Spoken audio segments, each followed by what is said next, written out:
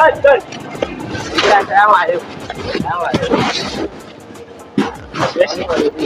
Sai Allah ya taimake mu kwashe.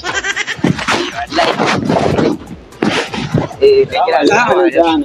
Kuma daga ina? An yi sallah lafiya. Lafiya alhamdulillah. Ya da Allah da Annabi Hajiya Tima Beauty tana Hajiya tana nan.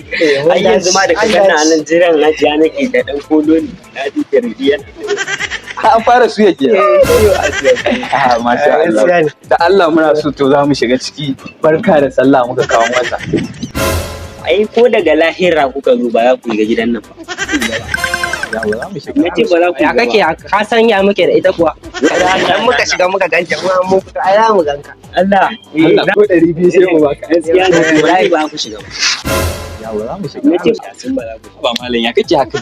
Ko wata uwa duniya muka kwaso muka zo saboda mu mata barka. Ko daga uwa lahira kuka zo kai. Karkata wannan dimman wandunan naku da wannan fata-fatan takalmin naku ko wajen nan. Kalla ku bar nan waje ko muku iyo ba.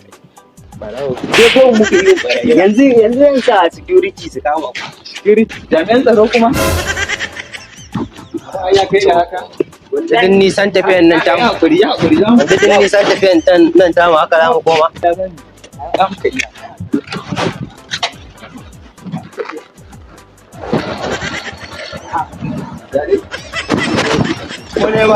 Kore man ya karasa. Kore man ya karasa ne.